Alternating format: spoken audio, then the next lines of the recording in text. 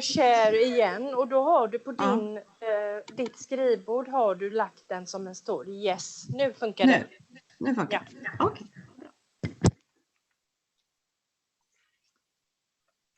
Ja, ska vi bara köra eller ska jag presentera oss? Eller hur?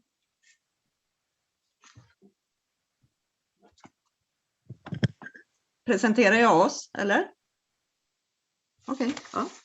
Kan ni höra mig? Hej, varsågoda. Ja.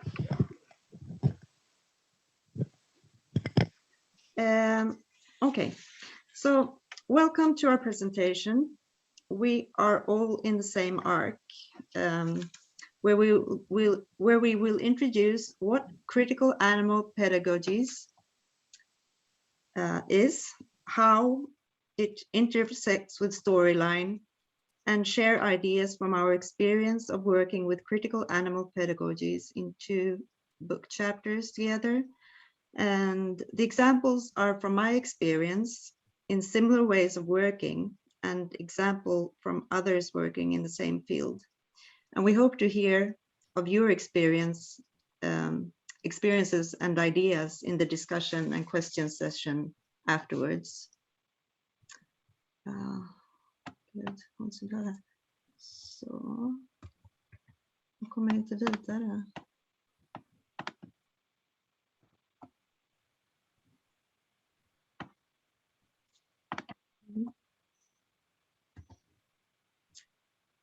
Over to you, Helena.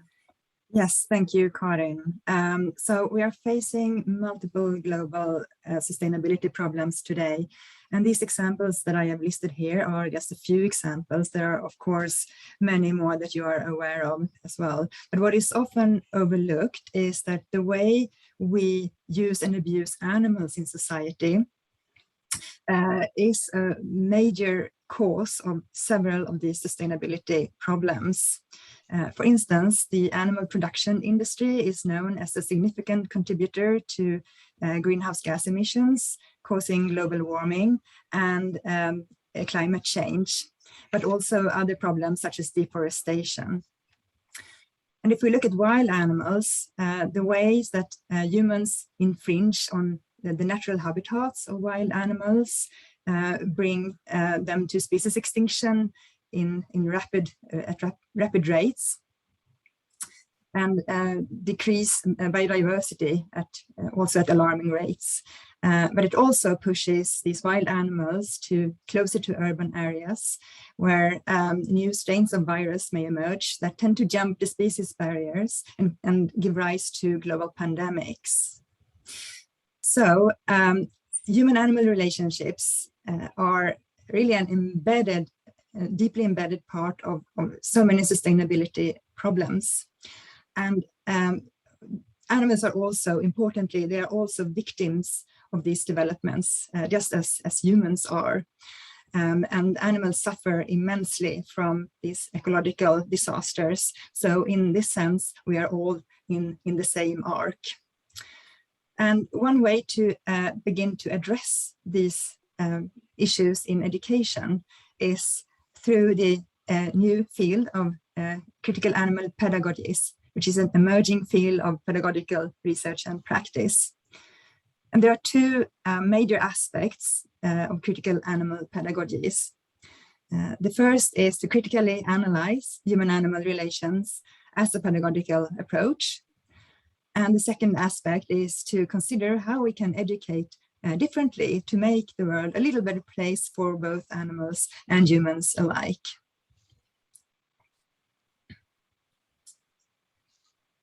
So critical animal pedagogies is a little bit different from other areas of critical education because it integrates animal perspectives in education and research. So what does it mean to be an animal in human society? How can we begin to understand and grasp this together with students? Critical animal pedagogy is also, in this process, also problematizes the anthropocentrism or human centeredness in education. And engaging with power analysis between human and animals. We also critically scrutinize human exploitation of animals in education and other areas of society. And especially the idea that animals are endlessly accessible for us and for almost any human purpose that we can think about, what Jason Wallin calls animals for us. And importantly, just go back a little bit, Karin, please. Define, you were too quick there. Thank you.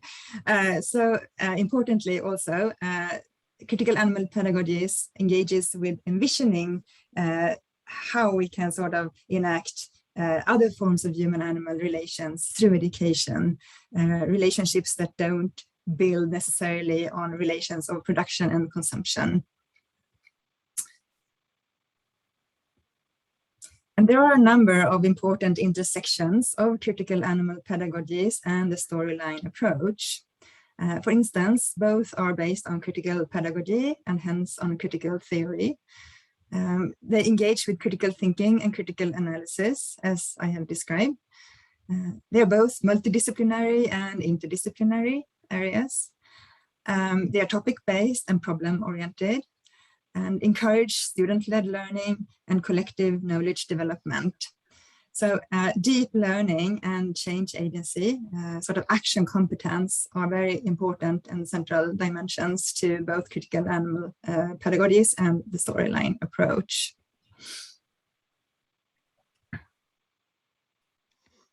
Okay, thank you, Helena.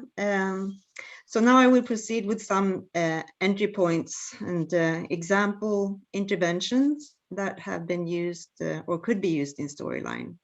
So I have not worked really with storyline per se, but I have worked with educational material and eking out a space for the non-human for a long time. So this is reflected in the examples.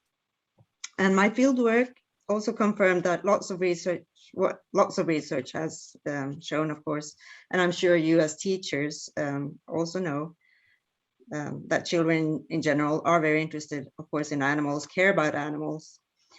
And it is also this age group that take a lot of interest now in climate change, in changing diets for vegetarianism, veganism.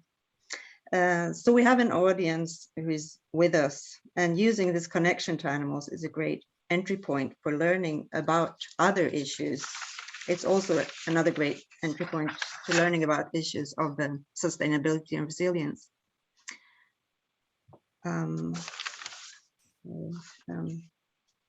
So the zoo is, of course, a very popular setting, animal setting to refer to. And this goes also for storyline. And so I was intrigued to find this booklet by Marsh, how do I spell that? Marsh and Lundin, who I believe maybe are with us or somewhere there. And here they included a demo to free the animals. Oh, it was suggested as a teacher intervention in this zoo storyline, especially for the older students. So what do the protesters want? The students and the students are the ones who have started the zoo, of course, in this storyline. So they are suggested to respond to media by writing a letter on behalf of the zoo to defend themselves. What I believe could be added to this, or that makes a bit problematic. I mean, it's really great to have this staging of a protest, but to be able to, my question is a bit, how can they defend themselves and know what the protesters really want when this background information is not usually something we that is widely available to the public. These are like hidden issues of the zoo, ethical problems like the annual culling of baby animals, the wild animal trade that can somehow be involved, and the whole colonial heritage of the zoo. So this is like a sort of question to carry with us, because in order to provide them with some counter story, the children would need this information, and the teachers as well, of course. Okay, I'll proceed to the next.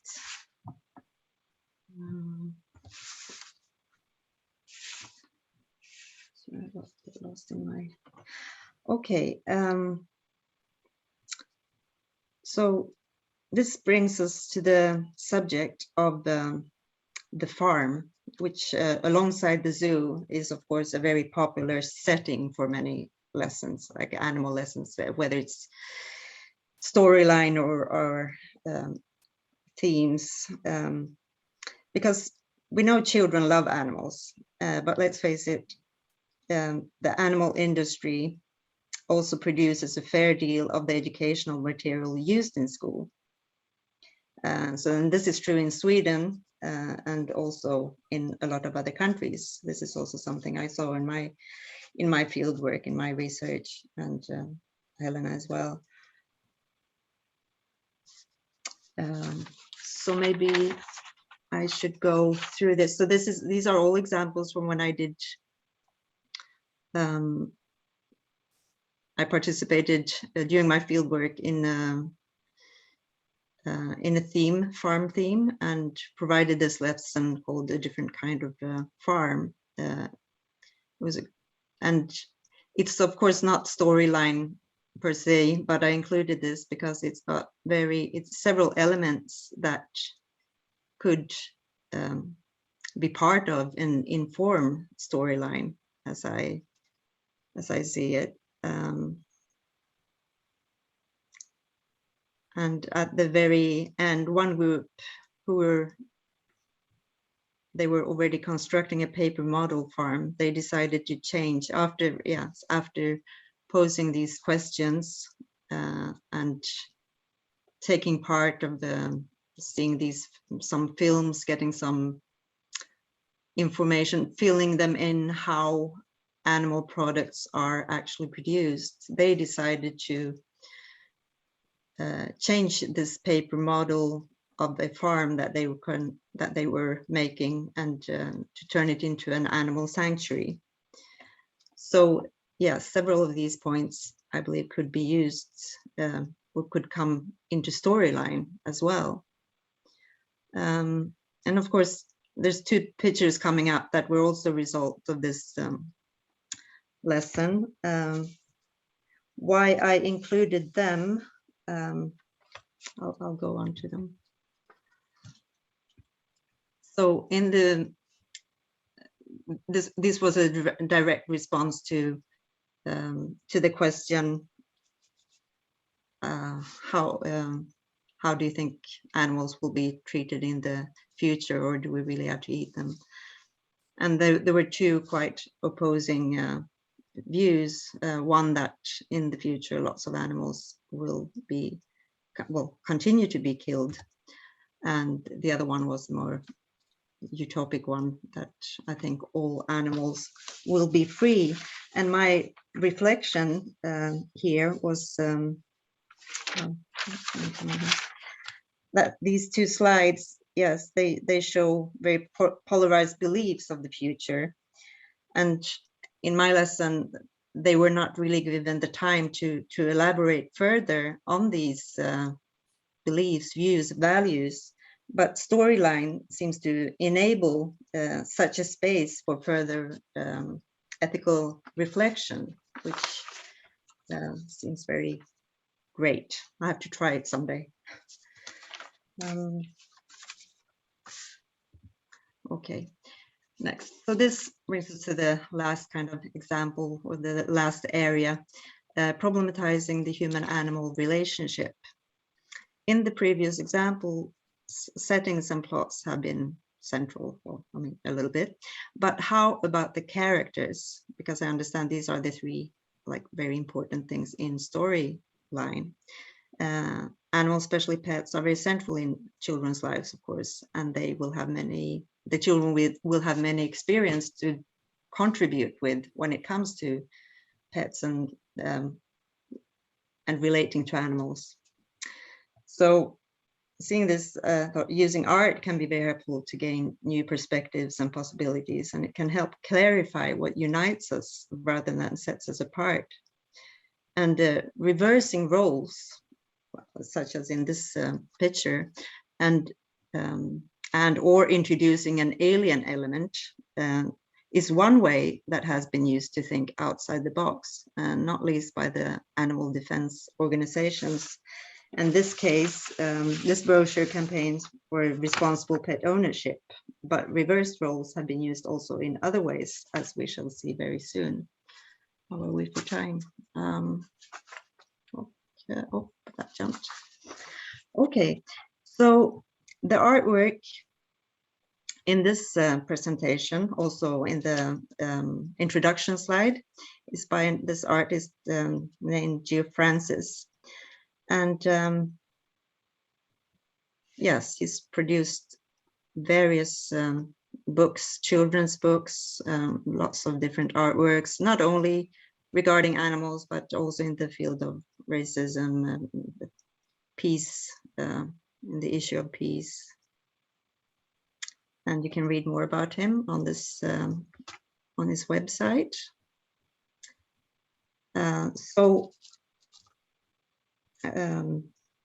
So together, yes, it's me actually being in touch with him mostly. We've just started to work to produce more educational material based on his art.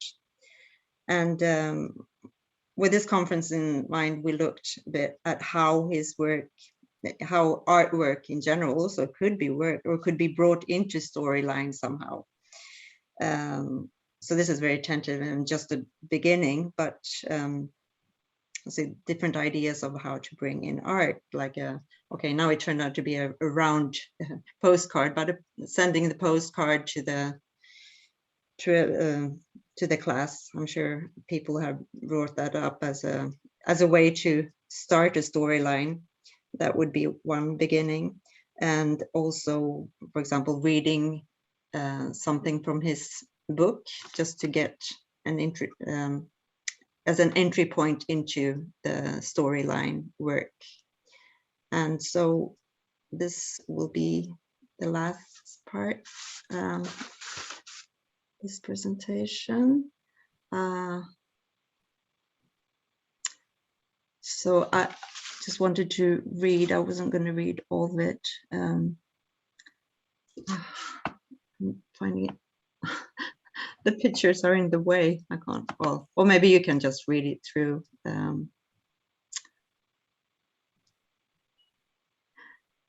So this is from one of his books for children. And I just thought it was very interesting because it actually brings up that stage where he goes from being a human into being a badger. Of course, this whole book is Badger's Tale is worth reading, and especially this passage. He had entered. What was it? Yes. Gradually, a shape like a Japanese Zen gate emerged in the failing light. Two upright posts joined by the crossbeam. Maggie flew the short distance from the crossbeam and began hopping from side to side of the entrance. So Maggie is a magpie, I believe. And Liam is the main character, the boy of the story, could resist no longer. Eventually understanding her promptings, referring to the magpie, he went through the aperture. Immediately the stranger's sensation seized his body. Every vestige of what he had been in this short life until now was stripped away, as if each atom was rearranging itself. He had entered as a young human. What emerged was a badger with a similar age. Okay, so that was some ideas. I guess this was more we hope to give you some inspiration and maybe hear how you work with these issues.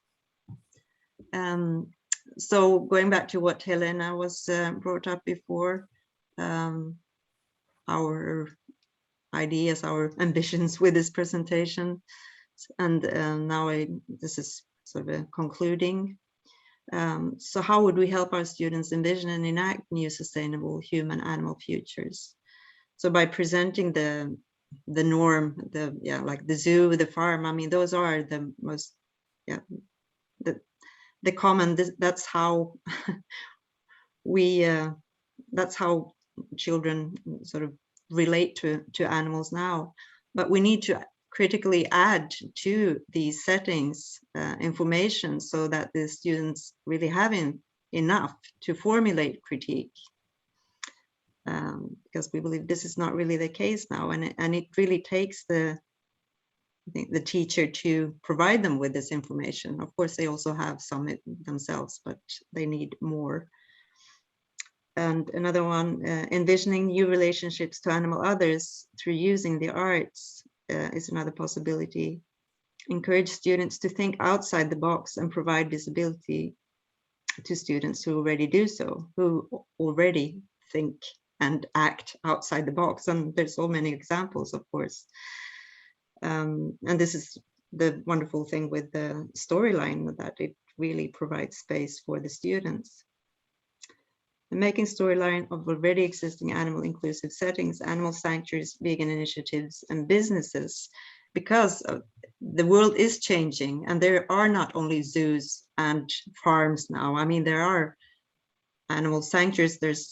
There's a boom when it comes to places producing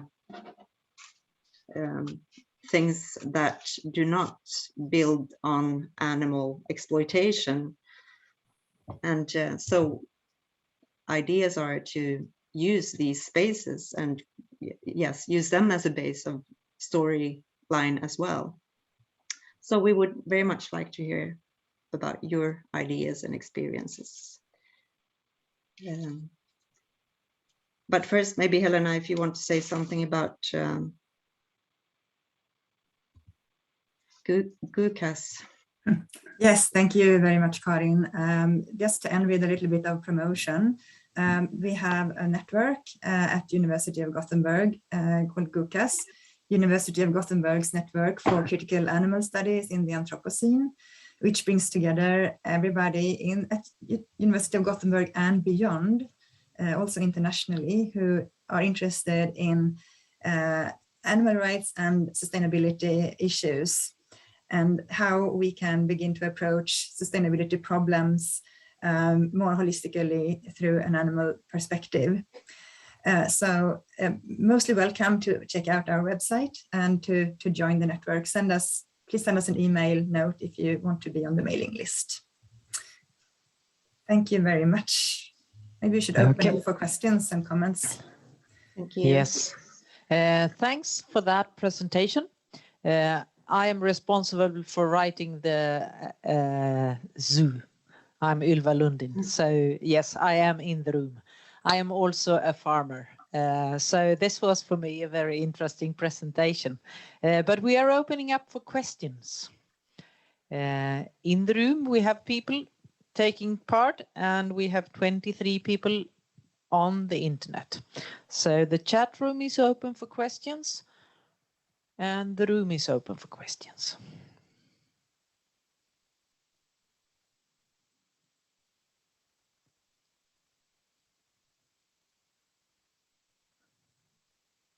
No questions. Okay, that was strange. I think one reflection from me as a farmer and as a author of that book is that when it comes to storyline, the good thing there is that we don't decide, the teachers. We don't decide what the students are making. We are asking them key questions, and they decide what farm they want. And then we explore if it's possible to do that.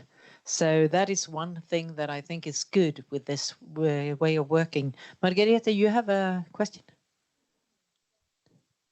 Okay, yeah. So, because I mean, if the children wanted the farm to be vegan, then we would do it vegan, but we would also investigate then where we would get the nutrients from and so that it would be possible, of course.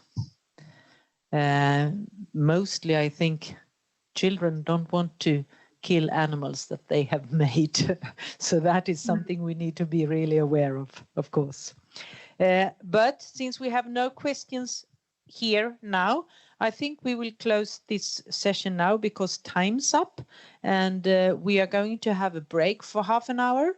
And after that, we will be back, all of us in this room, to listen to Kerry Fraser. But first, before we leave the room, I want us to give Karin and Helena an applause. Thank you very much for an interesting presentation.